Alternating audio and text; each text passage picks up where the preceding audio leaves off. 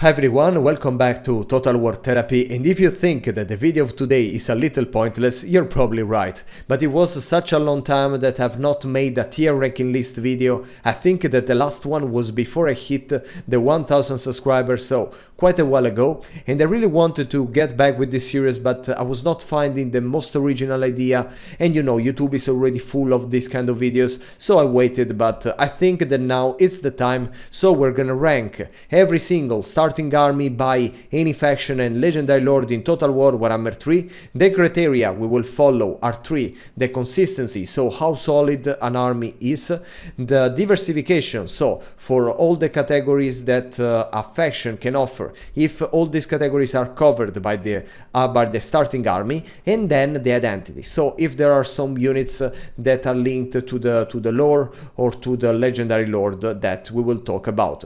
We can start with the Beastmen. The first starting army we're gonna review is the one of Cathay, the leader of the faction of the Beastmen. Here we can see that there is a very strong melee infantry. There are many different units, both low tier and high tier. There is just one unit of archer that for me is not okay, because if you want to give the flavor of the missile attack to a faction, you cannot add just a very weak unit. And then there is a chariot and a unit of minotaur. For me this is quite chaotic, not in a good way. There are many melee infantry that is good for a starting army, but they are better arranged, and yeah, I don't like it. I don't appreciate that there is a single archer unit, and even the other two categories, so the chariots and the fast units and the monstrous infantry. I mean, you could have just chose one direction instead of putting all of this together. That it's quite messy, and for me not very interesting. That's why we will put Cathay in the C category. Second, we get the army of Malagor. Yes, you can see that it relies a lot on the air fleet, because you get a couple of ARMIES and one Manticore. I like this. We can say that about the identity, this army hit the target. There is a good front line, diversified in the good way, because there are a couple of shielded units against missile and a couple of units with the anti-large bonus. That is great. And a couple of archers with a giant that can work as the centerpiece single entity monster. This for me is how is supposed to be the best, an Avengers tier ranking army composition. That's why we will put it into the first category. Then we get the army of Morgur. Yes, of course there are a couple of chaos spawn because are linked to the character, so even here we get the identity part. About the diversification, we get almost everything, because there are the monstrous infantry, the fast units, the archer and the melee infantry, but yeah, it's not solid in this case, because yeah, you lack a front line. For me, the front, your melee infantry first should be at least the 40% of your army, and here it's too much little. And then yes, again, just one unit of archers that is adding nothing to the game. Too many fast units, as you can see. So for me it can be quite in the middle, probably just the B tier. And as the last, we get the Taurox army. Of course there are many Minotaurs. That for me is crazy, because Taurox has already one of the strongest faction in the game. So if you put in the starting army so many Minotaurs that are very elite monstrous infantry, not just for the Beastmen roster but for the entire game, for me it's crazy. Then you get enough solid front line, a couple of archers, a couple of dogs that can help to flank the enemy. Actually it works, but yeah, I think that is a little overpowered for being a starting army. That's why we'll put it just in the A tier. Now let's move to Bretonnia, and the first army we're gonna review is the one of Lowen Lionheart. Basically it's, we know that Bretonnia focus heavily on cavalry, but for a starting army is definitely too much. You get a couple of useless seriously useless melee infantry, 1 unit of archers, and then 5 units of cavalry, even, I mean, diversified at least. But yes, this is for me what is a terrible starting army. I really don't want to play something like that. I want to unlock this powerful cavalry later in the game and just have a solid, consistent starting army at the beginning. That's why we'll put it into the Thunderbolts. That maybe you may have enjoyed the movie, but me not. The second army is the one of Alberic, I think. Here there is more, I mean, it's more solid because you get an actual front line with 3 shielded units, a couple of great swords that have the armor piercing damage, a couple of archers that, I mean, is the best we can get for Cathay, and a couple of cavalry. In this case, except the artillery, it's everything well covered. Okay, you have the missile power, the armor piercing power, the front line, and the fast units. So for me, it's a 8-tier army because it lacks some identity, and you don't get the artillery. Then we get the army of I think of the Fey Enchantress. In this case we get I mean, a very messed up front line, I mean, melee infantry of a very different faction, a unit of peasant that, I mean, can work to protect the artillery piece, but yes, too many archers. I mean too many for Bretonnia is never, but... And then an elite unit that, I mean, in this case, it can be a little linked to the lore, okay, of the Fey Enchantress, but yeah, I think it's quite messed up, it's very chaotic, and yeah, I don't like it. I really don't know, you know, where to put the priest, where to put the spearman, so yeah, I mean, I don't like it, but it's not that bad. That's why we'll put it just into the C category.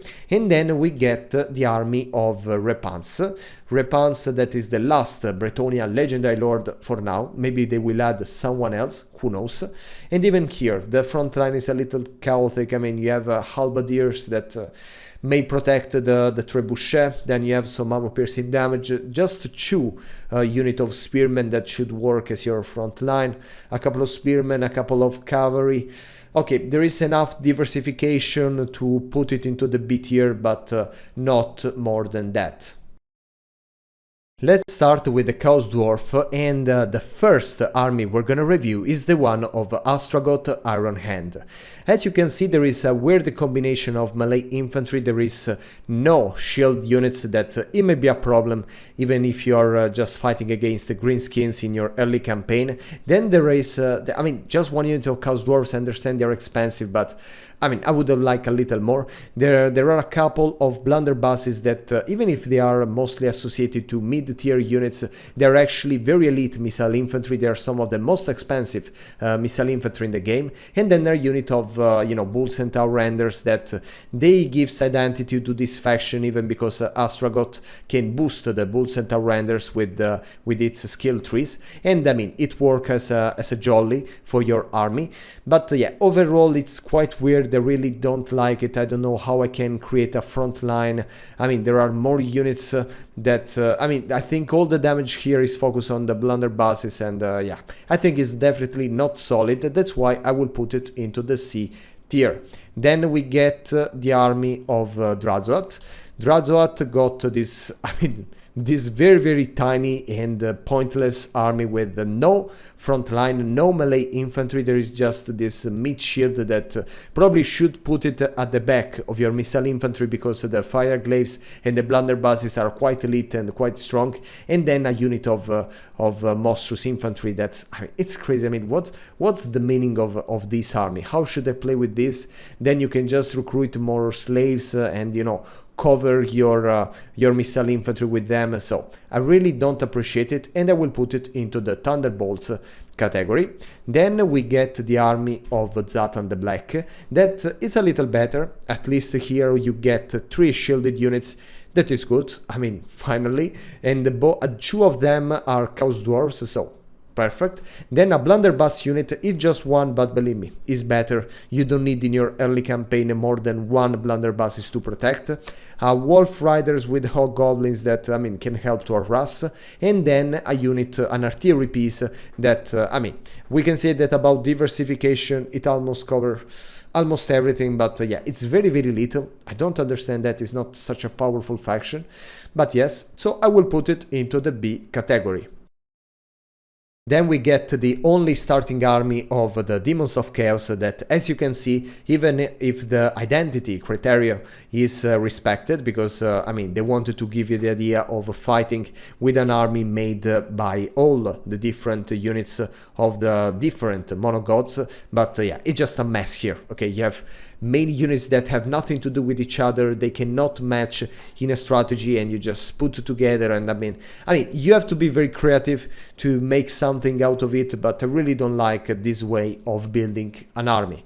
That's why I will put it into the Thunderbolts category. And now we can move to Nagaron to talk about the Dark Elves, and the first army we're gonna review is the one of Malekith. A great classic. As you can see, there is a very current and solid front line with the 2 swords and 2 spears, so you have and they are all shielded, so you will be quite protected by missile infantry, and then you will get a couple of units with anti-large bonus that can protect your flanks and your dark shards that you can deploy them in your second line. So you can already picture the army formation you're gonna use. Then you get a unit of the Black Guard of Nagaron that you know, gives flavor to your army, and a unit of chariot with the cold ones. That is great because it's fast, it's high charging, and you can have, I mean, you have to micromanage a little, but the rest of your army you can just make it stand still and it will do the job. That's why I love it so much, this army, and I think I will put it into the Avengers category. Then we get the army of Morathi. Even here it's a little messy because there is a unit of Demonettes that it was just a way to remind you that with Total War Warhammer 3, Morathi has access to the Demonettes, both the generic and the exalted ones. You have supposedly a front line of 2 spearmen, then 2 witches that are more offensive. I mean, probably if you use this army in a more offensive way, it will work better, but yeah. Then there are the shades that basically are not missile infantry for me. Okay, you have to put them in your vanguard area and harass, hit the back of your enemy. So yeah, I think that this is a very offensive army, but still is lacking in many different categories of the roster, and yeah, it's definitely not current and well combined. That's why I will put it. Where is Morathi? I lost Morathi in my cards. Where? Ah, here. Okay, I will put her into the C category. Then we get the army of Helebron. Yeah, I think there is the unit of Sister of Slaughters that I mean, it's linked to the lore of Helebron, but what I don't like is that there are already 3 units of spearmen that are quite defensive, and the Sister of Slaughter that is another very defensive unit. I mean, they could have just put a lot of swords and, you know, just forgive the spearmen. But yeah, they decide like that. Then you get a couple of crossbowmen and the executioner that add some armor-piercing damage. Overall is not that bad, but not even that good. That's why I will put it into the C category together with Morathi. And then we get the army of Lokir. That of course focus on the Black Corsairs, that they will be its core units for the entire campaign. You will recruit a lot of them, and even here they wanted to give you the flavor of the sea, but without any consistency, because there are just 2 spearmen. Understand that the Black Corsairs are so armored that in the early campaign they should not worry about missile attack, but yeah, still weird. These units are for a rush. Then we get the Manticore to add more versatility, but yeah, I think it's better than the previous 2-1, but yeah, just a bit here. And that, no, you know what, I think that is more C tier, so sorry, it's not Locker, this, it's Rakart. And then we get the army of, this is the army of Malus, yes. And even here there is a very little front line. I don't understand why. A lot of not only fast units but even anti-large units. Okay, there are the cold ones with spears, there is the chariot with the cold ones, and the Medusa that is also anti-large. So I don't get why they want, even if you have to fight demons, even the demons faction, they start to unlock large units a little later, so you don't need this strong anti-large department in your starting army. And then a couple of dark shards. This is better than the previous army because, I mean, you get the Medusa as your centerpiece, you get the front line, the missile power, the fast units, so I think it's better, but still a little messy. Maybe that's why I will put it into the B category. And then at the end we get the army of Rakart, that is supposed to be monster focused. That's why you get a War Hydra. That is great. The front line is solid, 2 spearmen and 2 swords. It's okay. An artillery piece, a unit of shards that in this case you can even use it as your missile infantry, so deploying it in the front line and use it for the great weapons, because these shades, sorry, not shards, these shades got the armor piercing damage with their great swords, and this may be great for some help. And the War Hydra can be your tank, your centerpiece monster. So great, but still lacking, very tiny. That's why I will put it together with Malus in the B tier. Now it's the time of the Dwarfs, and the first army we're gonna talk about is the one of Thorgrim, the faction leader. Here we get a very strong front line with some shielded units, some armor-piercing units, even elite, because the hammers, you will wait a while before recruiting them in your campaign. A couple of quarrelers as missile units, and the gyro bombers, yes, I think, that will work as your, versatile and jolly, that can move around and hit very hard the target. The gyro bombers can hit very, very hard, and then it can drop bombs. So great. I like it. I mean, it's quite solid. I cannot say anything about that, but there is not a huge identity, in my opinion.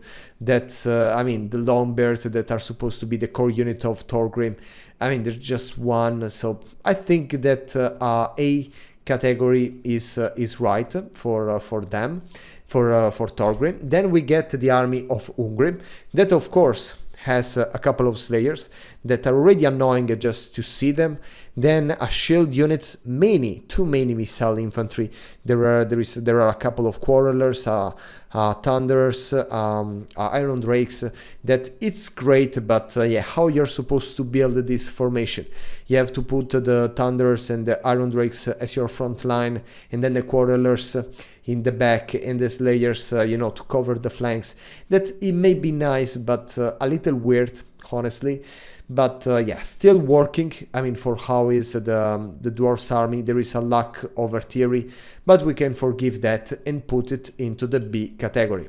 Then we get the army of this is Belegar, because there are the Rangers, that are the units that are linked to its DLC. I don't know if they are linked to the lore, but yes, to the DLC, definitely.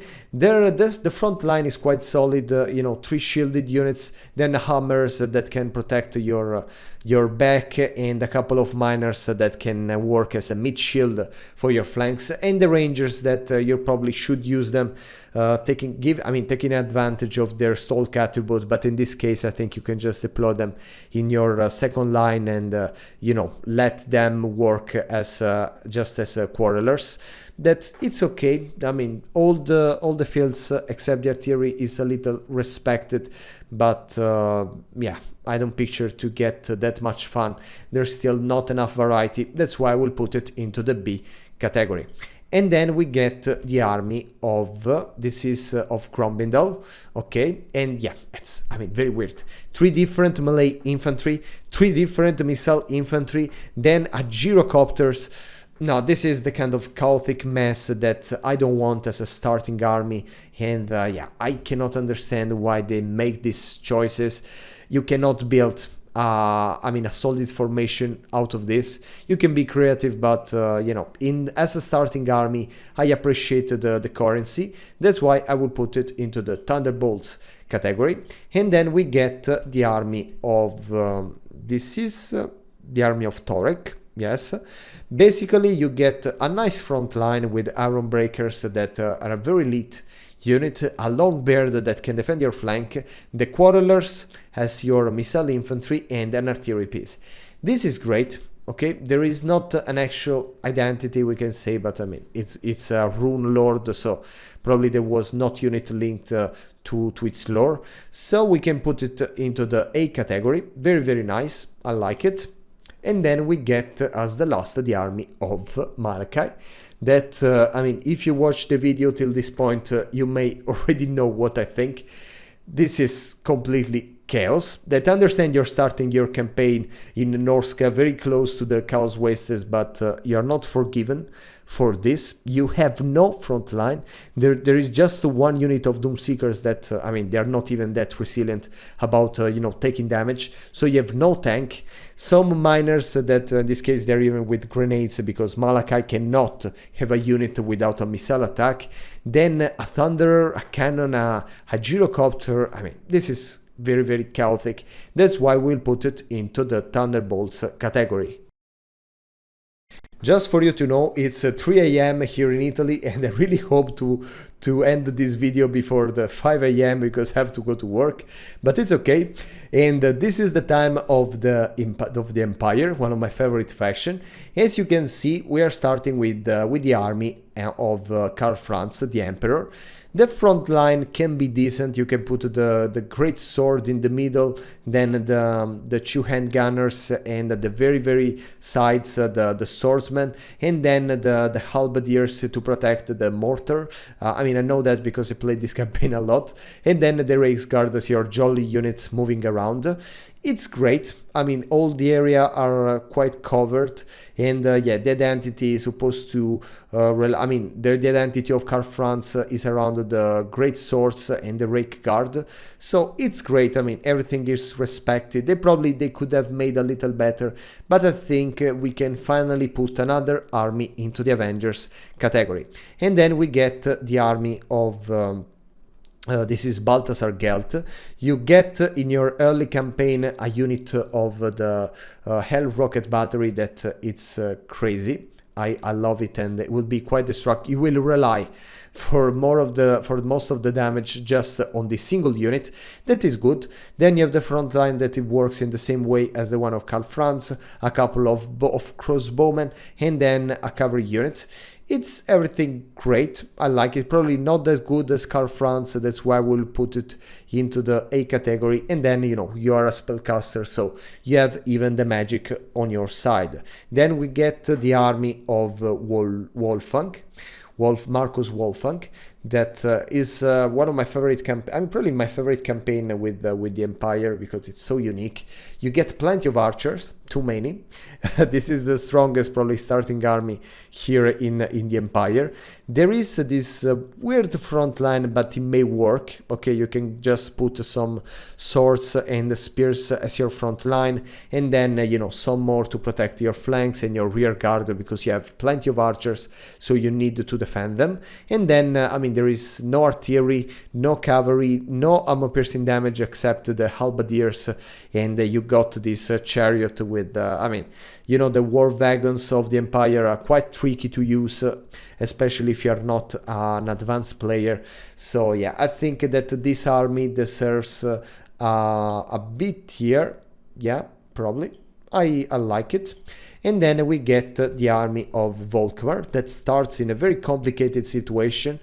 The front line is very weird. I mean, you get the great swords, some flagellants, halberdiers, a sword, even the missile infantry. Okay, at least they can have a symmetrical missile infantry. No, we will give you a handgun and a crossbow, and then a cavalry and a mortar.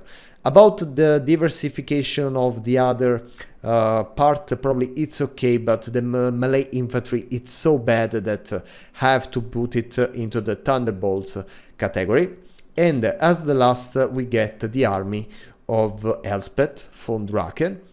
That is quite great. I mean, it's immensely great. You get a very sturdy front line with both swords and spears, and it's great because you can also protect your very strong missile infantry, because that, I mean, they are different in this case, but they work in the same way. If you get a unit of crossbowmen and a unit of handguns, you have to use them in different ways, but the non-arrow sights and the handgunners work in the exact same way, so you need less micromanagement. And then you get a couple of artillery that respect the lore of of Elspeth. That's why I think that it's very, very great. There is a lacking of fast units, that's why probably we cannot put it into the Avengers category, but to a well-deserved hay is okay. Let's start with the Grand Cathay, and the first army we're gonna review is the one of Miao Ying, that get this, weak front line that is the same number of the missile infantry that you're supposed to protect, and this is not great, okay? If you have more units to protect than units that can protect them, it's not a solid army. And then you get a flying artillery piece that will be, yeah, the centerpiece of your army for a while at least. And yeah, I don't like it. I don't like it. I mean, they could have had some cavalry and some melee infantry to be just perfect, but in this condition I have to put it just into the C category. And then we get the army of Zhao Ming. That it's more well-rounded. I mean, you get very solid front line, some units that can protect your flanks, a couple of different missile infantry that work in the same way, so great, flying cavalry that can work as a jolly, and the artillery piece. So I think there is everything in this army. Probably I would have liked some units more linked to the Iron Dragon, but I don't even know which units could be. But yeah, it's lacking something here, but I don't find it. That's why I will put it into the Avengers category. And as the last, we get the Jade Dragon, Yambo. That even here it's a very messy. I mean, 3 melee infantry, just 1 unit of archer, a flying infantry, a little monster, a flying monster. I mean, there is not currency, and I think it's a very weird selection. I understand you wanted to give the lion and the onyx crowman because they are linked to the identity of the Jade Dragon, but I mean, the rest, what's your excuse for this? That's why I will put it into the C category. The Greenskins, and the first army we're gonna review is the one of Grimgor. As you can see, there is a unit of Black Orcs that it's core units.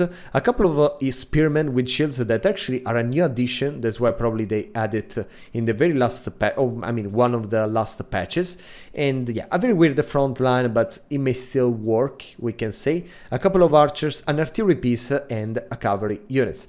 This is correct, every category is fulfilled, even if the front line is a little weird, but I mean, it's respected the identity criteria. That's why I will put it into the A category, because there is still something missing.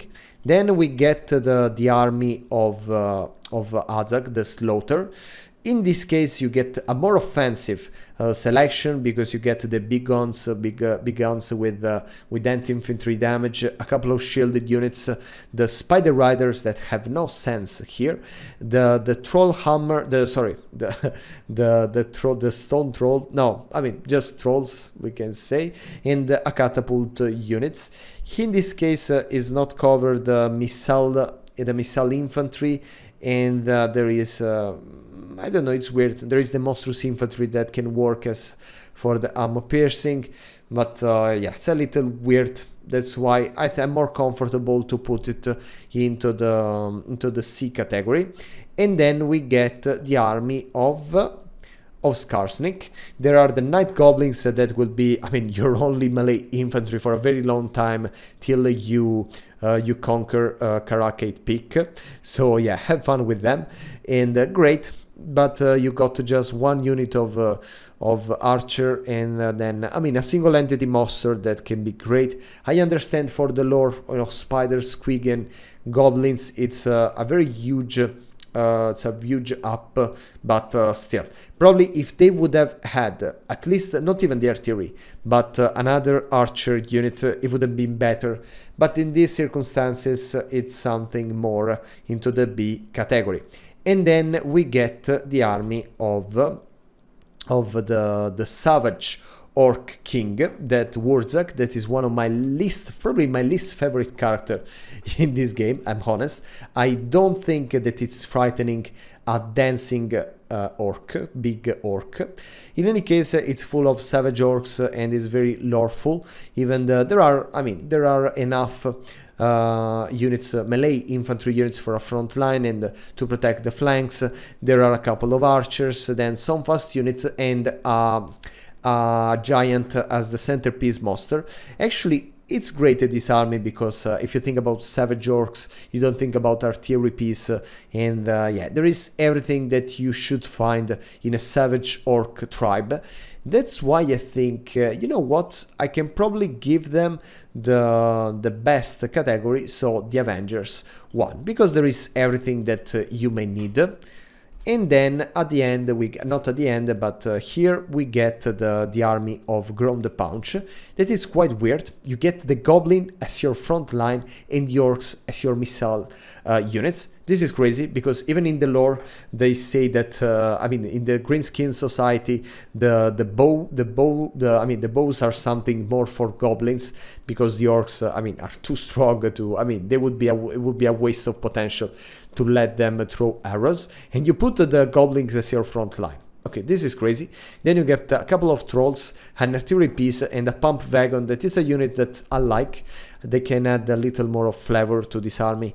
Overall, it's weird, but not that much. I think I can give it. All the categories are covered. It's just this decision of putting the goblins as front line and the orcs as missile. But it's great. We can give him the A category, and then we get the army of Ironclaw, of Gark Ironclaw.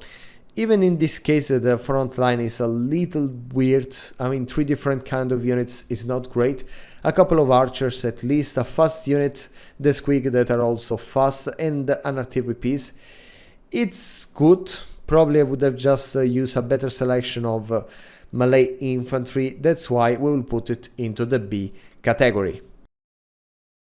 Now let's start with the High Elves Legendary Lords, and the first army we're gonna review is the one of Tyrion. As you can see, there is a solid front line, but with High Elves it's easy, you have just to put spearmen. Then there is the Lothern Guard that are great because you can use them even as your front line and throw arrows in the pre-game. Then a cavalry and a monster. There is something lacking. There is not that much armor piercing damage in my opinion, and the army is very tiny, but well done, at least quite solid. There is everything that you may want in a High Elves army, so spearmen, bows, cavalry, and flying monsters. So we will put it into the A category because it's still quite tiny. Then we get the army of Teclis. Here it's a little weird because you get 1 unit of archers that High Elves should focus a lot on the bows.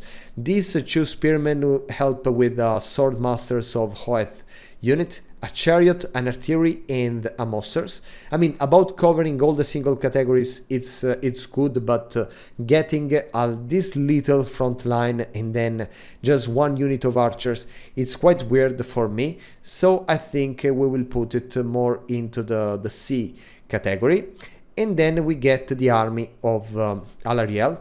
It's loreful because you get some 3-man units that, Alarielle is the only legendary lord of the High Elves that can recruit these Wood Elves units. So the identity criteria is respected. You can actually build a front line of both spearmen and dryads. It's very strong.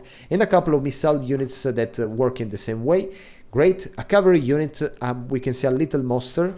It's okay. Okay, I think is the level of Tyrion, so we can put it into the A category. And then we get the army of Alitanar. Even here it's weird because you get just 2 units for your front line and then a lot of missile units that they don't have anyone to protect them, even if the Shadows Warriors or of Alitanar are quite strong. And then a monster, but quite messed up. Probably not. No, yeah, probably terrible. Okay, I don't like when the missile infantry is more than the melee infantry, so I will put it into the Thunderbolts category. And then we get the army of Eltharion. that it got access to these Miss Walker units that is the only legendary lord that can recruit them. It's a mess because they're very strong units. I would like to recruit them with any legendary lord. 2 archers and an artillery. It's lacking about the fast units. There is no cavalry, no monster, and the weird thing is that you get 4 spearmen. 4 spearmen. I mean, you want to build a very defensive army for for the high elves that are already too much defensive, probably, but yeah, okay, except the fast units, they are okay, so I think we can put it into the B category. And the last legendary lord of high elves, it's Imric, that its lore is all about dragons. That's why you get a unit of Dragon Princess and a unit of Sun Dragon. That it's okay, but at the same time I don't like when you just put some very elite units to counterbalance the fact that you have a very weak army, because you get just a couple of spearmen and a couple of archers, and then the dragons have to be the most of the job. I don't like this kind of selection. That's why I will put it into the C category. Now it's the time for Khorne, and we will start with Skarbrand. Of course, being Skarbrand a very powerful melee legendary lord, they decided to build around him a very weak starting army. That is correct, but at the same time here we are judging the starting army itself, and what is this? It's just a front line with, you can use the shielded units as your front line and then the bloodletters to be covered from missile damage and then attack at the right time, since they are very weak, especially in the early game with no leadership increase, and and then a unit of dog. Okay, for me we can just put it into the, of course, into the Thunderbolts category, and then we get the unit of the School Taker. In this case, it relies on bloodletters because they are its core units. That is okay. Then you get the bloodletters on the Juggernaut, the Blood Beast, and the Chariot. Of course, with Khorne we cannot expect missile units, artillery units. We're just to get fast units, cavalry, monsters, and machines apparently. I like it, but it's not well rounded. They could have put just 1 unit of cavalry instead of the Blood Beast and so on, but in this way it's quite chaotic, but better than Skarbrand. That's why we can put it into the C category. And then we get Arbal. Okay, Arbal has an army more focused on the Chaos Warriors of Khorne. That it's okay, that you get 1 cavalry, just 1 unit of cavalry, 1 unit of chariot, and a couple of flesh hound. Okay, even in this case, at least you have some anti-large damage, you have fast, tough units, and you can use the altar as your centerpiece, and then the flesh hounds to attack the flanks. So maybe greater, but not that much. For me, they're still maybe just a B tier unit, a B tier, army. The next faction we're gonna address is Kislev. Sorry, it's very late and I'm starting to lose my voice. And Tsarina Katarina will be the first starting army we're gonna review. There is a good front line of armored cossers that can give you, the additional missile damage with their short-range pistols. Then you get a couple of archers. One is the Ice Guard, that it's a unit linked to the lore of the Ice Queen. A unit of cavalry and a little monster. There is everything. We can say it's a well-rounded army. The Snow Leopard, I already talked about it, that is not that necessary, but for what you expect in a starting army in Kislev, this is everything great, so we will put it into the A category. And then there is the army of Kostaltin, that it relies massively on the cossers, that they are its key unit, and there are cossers, the cossers with the horse, the cossers with the bows, and the horse, and so on. And then the Stealthy, both on infantry and both atop the chariot. It's, I mean, you can build an actually nice front line. You can put the stealthy as your front line, sorry, and then the coasters at the back, and then all the other units are harassing. But it still lacks some, you know, it's not that solid for me. That's why I think that a bit here is more than enough. And then for Kislev, we get the army of Boris Ursus. That it's actually, I really don't like it. First, we have to say that you're starting in one of the worst location in the game. It's one of the toughest campaign, even because you will fight very early in the game with the Archon. That, believe me, it's a crazy experience. Even if you win, I mean, it's very hard. And they could have really gave you the best army ever. Instead, you get a very tiny army with the very elite units. There are the war bears that, you will wait a lot to unlock these 2 units in the game, and the 2 Zargard that are stronger than the generic, armored coasters. But yeah, there is no element, there are no missile units, no more flanking units, and yes, it's quite poor, but quite poor enough to put it into the Thunderbolts army. And then we get as the last the army of Mother Ostenkia. Here was probably, on purpose, creating this messy bunch of monsters all together. You get spiders, bats, a big monster, just 2 melee infantry, 1 missile infantry, the monster, the bats. No, it's too much chaotic. I really don't appreciate it. That's why we will put it into the Thunderbolts. Now let's address the faction of the Lizardmen, and we're gonna start with Mazzamundi, the faction leader. First we have this front line that it's very little, okay, but the Temple Guard, at least they are so strong that they can protect you from everything. The Javelins, that in any case you have to put it as your front line, and a monstrous infantry and a dinosaur. Actually, there is quite everything you may expect in a Lizardman army, but they had very few variety, nothing linked to identity, and it looks quite poor. That's why we will put it into the C category. Then we get the army of Krogar. Yes, I assume when the front line is bigger and more consistent. Okay, you get the spearmen, you get the maces, then again the javelins, a unit of cavalry that is faster probably, and a monster. And yeah, it's okay here. Okay, probably better than the previous army. You have an actually solid front line, some missile units, and a dinosaur and a fast unit. So yeah, I think they deserve at least the B tier. And then we get the army of this is Tenawin. Yes, because there are the salamanders. Okay, even here it's a little messy. You get this red skink that are supposed to protect you, but they are damage dealer. They're not defensive units. A lot of skirmisher that I really don't know where I'm supposed to put them.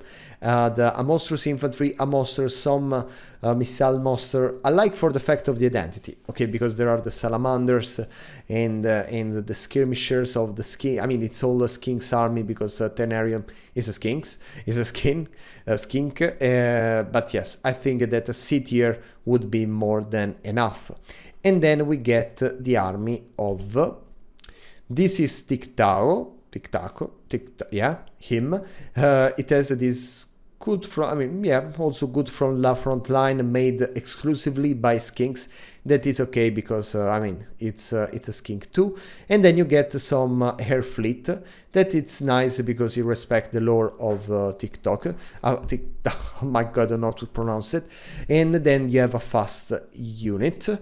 The variety is enough, the flavor there is. You're lacking a giant dinosaur, but it's well-rounded enough, at least for its lore and purpose. That's why we can put it into the lore category.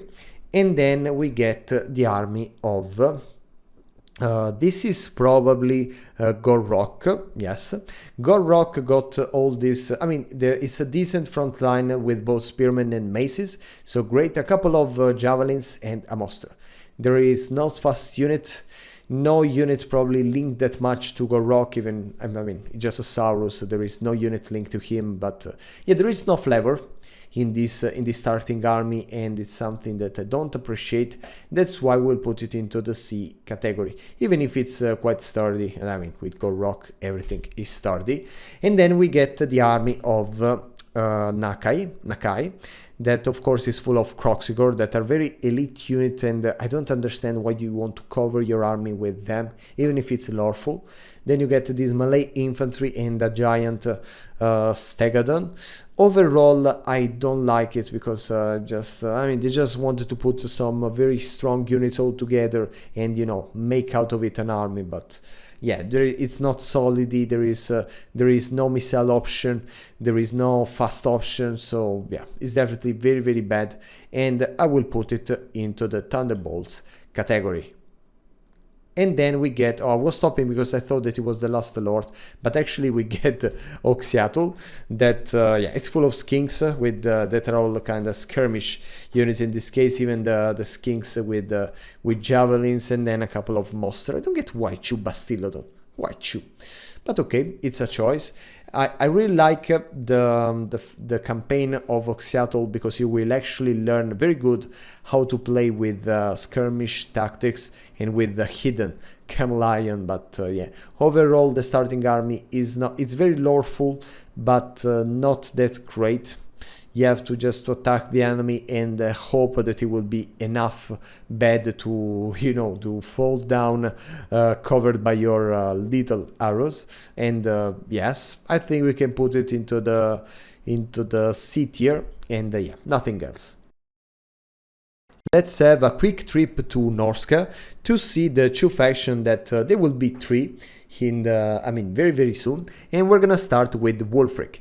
Wulfric get this messy front line with a couple of cavalry that at least there are also missile and a giant monster.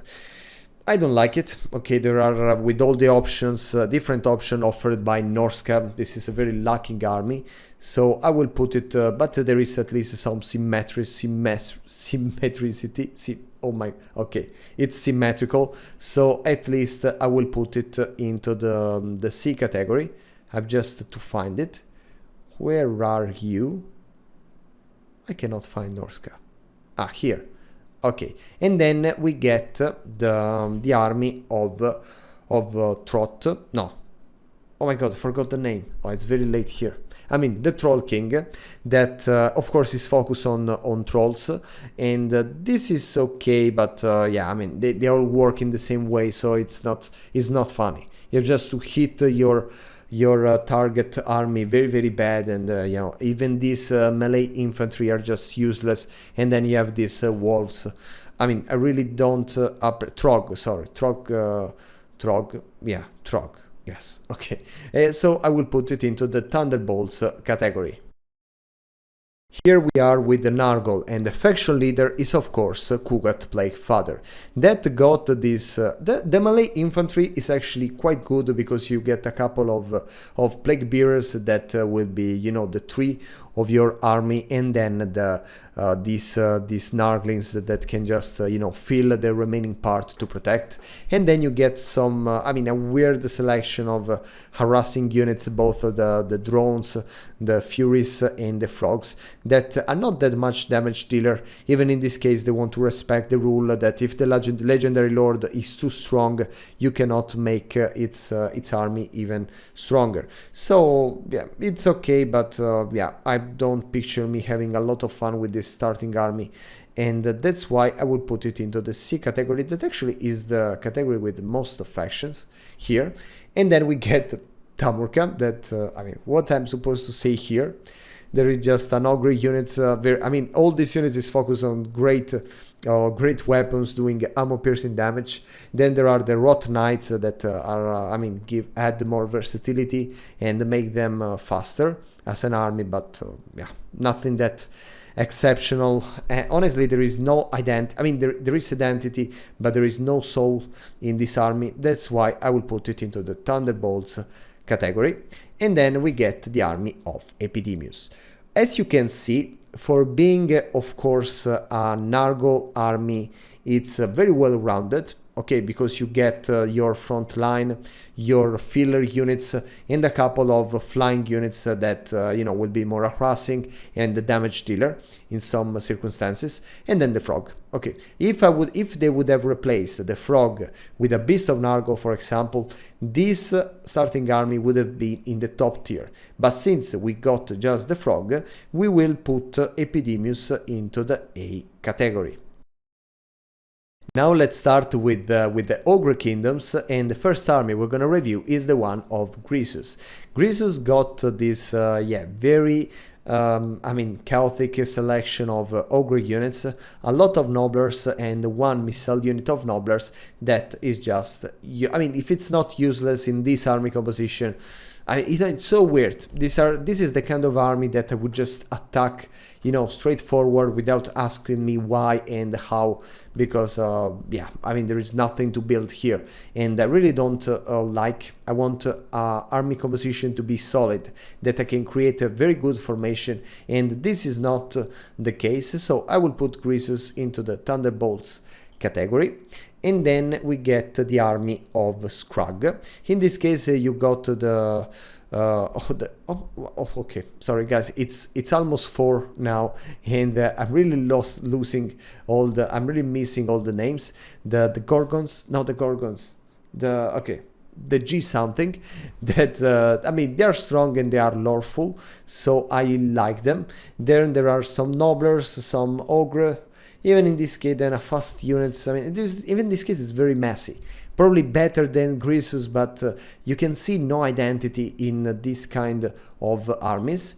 And at the end, we got the army of the Man-Eater, that in this case it's a little more solid, because you get the gold Man-Eaters that are that gives the identity, then another Man-Eater unit, actually some Ogre Kingdom units you can build your front line, these pigback riders of the Nobblers that can help to cover your flanks, another unit of Nobblers that can work to protect your artillery piece, an artillery piece, and a missile infantry that, I mean, it's more an artillery piece units. I like it, there is everything, probably just missing cavalry, but yeah, except that this is what I expect from, I mean, this is the best choice for an Ogre Kingdom army, that's why we will put it into the A category. Now let's enter the underground of the world to find our dear Skaven friends. Yes, the first army we're gonna review is the one of Quick Head Taker. As you can see, there are 3 shielded units that you can build your army around that. Then you have some clown rats, maybe they are slaves, I don't remember from the unit card, an artillery piece, and harassing, half missile, half harassing, I mean a skirmish units. It's like in many categories. Okay, there are no missile units, there are no monsters, and yeah, very bad, even if I mean, it kind of work, and there are the you know, the most elite Skaven to respect the lore, but yeah, not that funny. Probably I will put it just into the B category, the C category. And then we get the army. This is the one of Lord Skrolk, I think, yes, because there are the Plague Priest. In this case, I can see a better identity. Of course, the Plague Father, yeah, the Plague Uncle, we can say, relies a lot on the, I mean, we don't expect a monster unit with them. So yeah, you get a very solid front line with the shields, a couple of missile infantry that for the early game are good, 2 artillery and 2 monks units for the more, I mean, that are more heavy damage. I think it's everything okay. It's everything at its place, even if a monster is missing. But for the lore of Lord Skrolk, I think it's everything perfect. That's why we'll put it into the Avengers category. And then we get the army of I think this is Thresh Craventail. Yes. There is even here, I mean, the front line may be solid. You have a couple of shield units, a couple of clan rats with spears for the anti-large bonus, a clan rat, sorry, a rats that, I mean, these rats have supposed to be the stalk, so you can use it as your jolly, and 2 missile infantry and a machine. That, I mean, getting a Doom Wheel in the early game can be quite powerful. I enjoy it, honestly. I think it's quite solid, quite currently, even if there is no true identity linked to, I mean, not identity units linked to, I mean, all the Skavens are traitors and they run away very easily, so probably everyone is linked to Tzeentch. But yeah, I will put it into the B category, that it's still something to be proud about. And then we get the army of Ikit, yes, because there are too many missile infantry. In this case, the front line is not good, but is acceptable, okay? At least you have enough unit to protect your missile infantry, even if, I mean, some slaves, they cannot protect some of the most elite missile infantry in the game. And then there is there are the Doom Flayers that, I mean, they can help you to add more versatility. But yeah, I don't like this. If they would have had maybe just a couple more of clan rats, it would be okay, but they're not even shielded. So I think they would fit more the C category. Where are they? I don't... Okay, Ikit. So put it, yeah, more here. And then we get the army of Tzeentch. The Master Assassin, in any case, that, I mean, even here is a very weird selection of many Ashen units, put it with no direction, no point. See what I mean? I mean, how can you enjoy to build an army formation with this composition? There is nothing you can do. You can just send all the unit around, but yeah, there is no structure. Okay, yeah, it's missing the structure here. So I think that they deserve the Thunderbolts category. And then as the last, we get one of my favorite legendary lord of the game, Trot the Unclean. In this case, we get, okay, this is a monster focus faction, that's why we can excuse the lack of melee infantry, that at least they are enough to protect your 2 missile infantry. And then you have all these monsters that, I mean, they're supposed to be the damage dealers of your army. You get even the mutated rat ogre that you can use it as your as your centerpiece monster, and 2 units of rats, of wolf rats that can flank the enemy, that can attack the rear guard. So it's quite great. I think it deserves at least the B tier, yeah, because I mean there is a lack of front line, not many missile infantry in our tier, so probably the B tier. It's good for him, and yes. Now we get the only Slaanesh units, Slaanesh starting army of this video with the Nekari. Probably there will be 3 in few months. Who knows? Maybe they will delay the DLC more. But yeah, we get this army with a strong shielded front line, a couple of demon heads to help with the ammo piercing damage, a chariot that it's very strong with the Nekari, and I mean a cavalry unit, a monstrous unit. Even here, Slaanesh is lacking many categories, so we cannot talk about diversification. We can definitely not. There are no flying units, no missile units. I hope that with the next DLC we will get something more in these 2 categories, but for what the faction has to offer is actually a very nice army composition. That's why I will put Nekari into the A category. Now it's the time of the Tomb Kings, and the first starting army we're gonna review is the one of Settra. Even in this case, it's very solid. Okay, you have a couple of swords with the shields, a couple of halberdiers to cover your flanks, a couple of archers for the missile power, and a couple of chariots that can both be fast and be even harassing because they have the bowmen. This is very nice. Okay, for me it's a top tier starting army. The only problem is that is missing the construct that I mean it's definitely is a very important part of the Tomb Kings roster. That's why I can probably not give the highest tier, but at least the A tier. Now Settra is a little hard to recognize. amongst all the unit card of the Tonkings, but I guess it is. And the second army is the one of Cathay, the Hierophant, that in Total War Warhammer 2 it got access to a Hero Titan. I don't know why they remove it. He would have been nice. Here you got, I mean, 2 spearmen is your front line, and then the you know, the skeletons with the anti-infantry bonus that work more as a damage dealer. A couple of cavalry and this snake.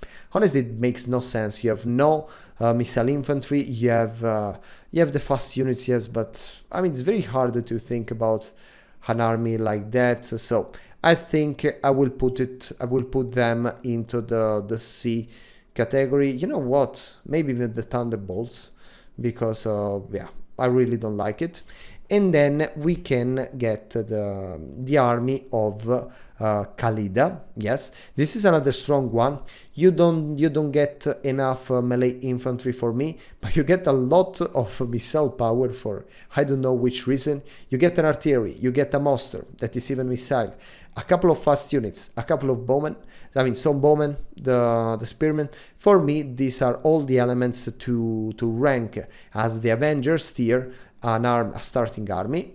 And the last one will be the one of Arkan, that I mean, you get some units from the vampire counts that I don't know if I like it, honestly. I don't want to make a judgment now, but yeah, in any case, it's quite weird, but at the same time it works. You get the units for the lore of Arkan. You get an enough consistent front line, a couple of golds to protect your flanks, some archers, a unit of cavalry, and the bats. It's not the best, but at least a B tier, I think that might be the right choice. Tzeentch. The first starting army we're gonna review is the one of Kairos Fateweaver. I mean, I don't know what to say here. Of course, we can say that at the release of the game, there were not many options to build a Tzeentch army, so we have to keep this in mind. But yeah, there are a lot of horrors with the cavalry, with flying units and the missile units. It's everything very, very weird, very, very messy, and I think I will put it into the Thunderbolts category. And the second army is the one of the Changeling. That actually, I mean, no, even here. Honestly, I understand that Tzeentch is chaotic.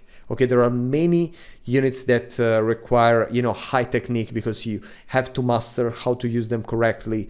But even here, I mean, it's all a mess. I mean, you have flying units, you have missile units, then the horrors, then a Zangor. No, I mean, this is a complete mess, and for me, it's just Thunderbolts, and I love Tzeentch. Okay, it's probably my favorite monogod, but yeah, the starting army, they're not that great. And then we get And now we start with the faction of the Vampire Coast, and the first army we're gonna review is the one of Luthor. That even here, I mean, we have to keep in mind that the Vampire Coast is a very particular faction, okay? It doesn't work as all the others. So it's good to get a bunch of zombies with different weapons, a bunch of monsters, but yeah, even here is crazy. You get some flying units, some monsters, some fast units, a mortar. I mean, it's a bunch of things together, and I really don't like it. I will put even this into the Thunderbolts category. I'm putting so many units in a row here. And then we get the army of Davy Jones, basically. Here for me is a little better, because at least you will focus less on many flying or monster or fast units, but you can, you can rely on your front line that get luckily this deep guard that can be very helpful in your early game against Elves. Then 2 missile infantry and a monster that is both monster and artillery. So I think that we can put Davy Jones in our B category at least. And then we got the army of this is of Aranessa. I like it. honestly, I played quite recently and I think that it's more than okay, because you can use your pirates as your front line, the one with pistols and the one with double swords, and in the middle you can put your 2 missile infantry that are more artillery piece. The bombs are a little useless here, but then you get a monster that, believe me, is great for this army composition. It can help you a lot with the heavy armor characters and so on, and then a wall so that can just run around, you know, be hidden in a forest and attack at the back. That's why I think that this army composition is at least in the A category. Where is I don't find Aranes. Okay, it's here. And then as the last we get Silostra. I hate Silostra. I really hate her. And but I mean, her army composition is not that bad. It's a bunch of infantry with I mean, you know what, I hate Silostra so much that I don't care what you think, I will just put it into the Thunderbolts. I mean, I don't know when, how, what, where they come up with the idea that you know, this heavy ghost of an opera singer could be a nice idea for a legendary lord in a fantasy game where you have to be scared. It's not scared, it's ridiculous for me. I'm sorry to say that Creative Assembly always made an amazing job, but not with Silostra. It's time for the vampire counts, and the first starting army we're gonna review is of course the one of Manfred. Even here we have a particular fashion, but all the criteria are quite respected. You get the melee infantry, both strong, shielded, and some, you know, filler mid-shield, some fast units, a very fast units for harassing and as your jolly, and a monster, a flying monster in this case. I think there is everything. Then the identity, I mean, it's not a clear identity about Manfred units. That's why I think I can generally put it into the Avengers category. And then we get the army of, I think that is Kembler. Yes, I assume, yeah, because there is this unit of the, you know, the Ghost Riders, and yeah, here it's a little more messy, I have to admit it, but you know, there are many fillers units. Then, you know, the ghouls with the zombie, with the skeletons, it's very messy. Even if you get then you get no monster, a couple of flying units, a cavalry. No, I think this is more the messy category for me, so I will put it into the Thunderbolts. And then we get the army of, I think that this is Vlad. Guy, I can make a mistake, I'm sorry about that, but I really think it's Vlad.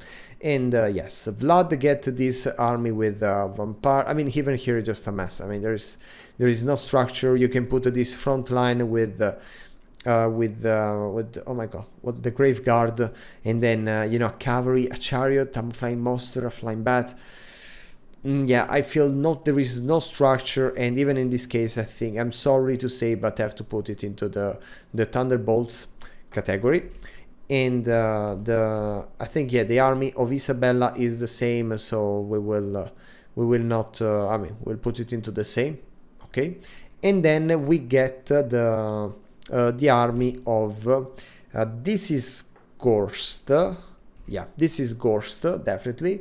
That yeah, it's a lot of zombies, and I mean, quite loreful. Then the horror, the crypt horrors, a chariot and a cart. I like this, okay, because you have just to build this big mid shield with the crypt horrors that can help you a lot, because they are big, they are with high damage and armor piercing damage.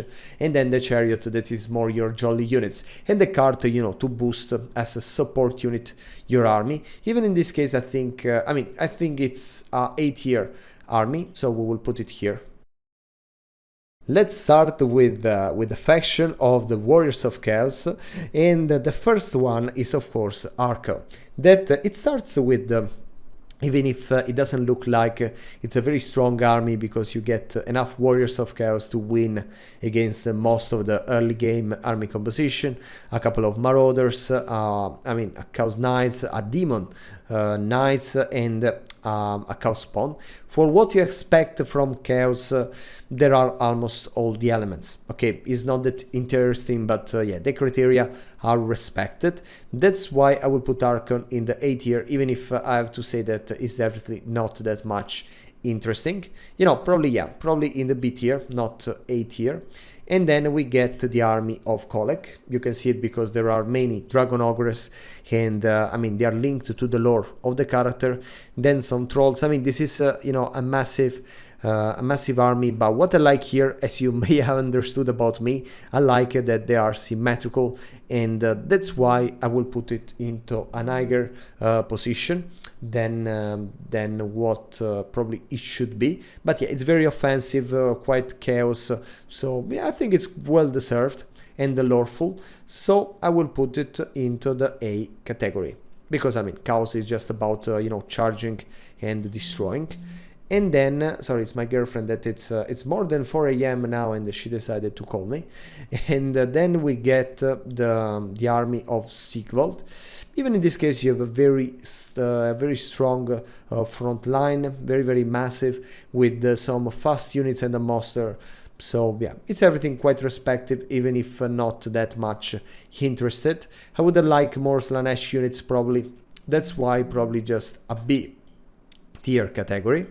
Then we get the army of Adadel, that because it's more Slaanesh.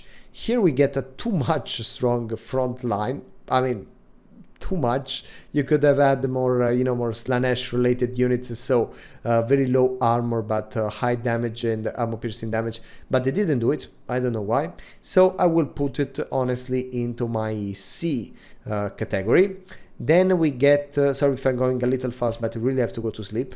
And I mean, there is the editing part that it will take probably 2 hours more at least. Then we have the army of Festus, that even here a nice front line with a unit with great weapons, a giant and a troll. There are no fast units, that's why we cannot put it very high, but I mean, it's Nurgle. Yeah, I think it's more where is my Festus? It's more a C tier. I mean, they could have made better with him. Then we get the army of Valkia. Even here, I don't know why they made all this strong front line, just because then you can upgrade it, and they wanted to show you this. Even here, not many Khorne related units, just the blood crush, the skull crusher. So I think I will put her into the C category. Then we get the army of Village the Curseling. Here in this case, it's a little more chaotic selection of melee infantry. There are so many, quite different, and I don't like it, even if the monsters and the cavalry fast units are covered. So I will put it into the Thunderbolts category. And then at the end we get the last Chaos of Warriors of Chaos faction, that is Be'lakor. Even Be'lakor, like for the demons, for Daniel, they wanted to, you know, give this idea of many units from different monogods, but it's not working for me. It's very messy, and I will put it also into the Thunderbolts category.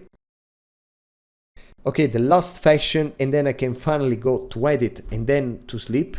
And yeah, it's almost 5 here in Italy, even because I have to do many attempts, but it's great. I love you guys. I know you like this channel at least, so I'm happy to do it. And yeah, here with the first army of Orion, you get well, I mean, enough solid front line, but a little tiny. A unit of archer. That, why just a unit of archers? I mean, it's wood elves. You should cover my army with archers and many cavalry of different kinds. No, I don't like it. There is no structure, no meaning in this. So Thunderbolts again. And then we get the army of Durtu, that in this case is focused on the Earth tree, of course. It's very thematic. I like it. You have a front line of both dryads, and you can use also the tree king, a couple of archers, and a big single entity monster. In this case, I think it might be in the top tier category with I mean, in the Avengers category, because I mean, it's truly great thematic, and it respects what you want from there. There is a lacking of fast units, so probably not, better in the A. And then, sorry, I'm really losing my voice, but there are just 2 left. Then we get the army of the Sisters of Twilight.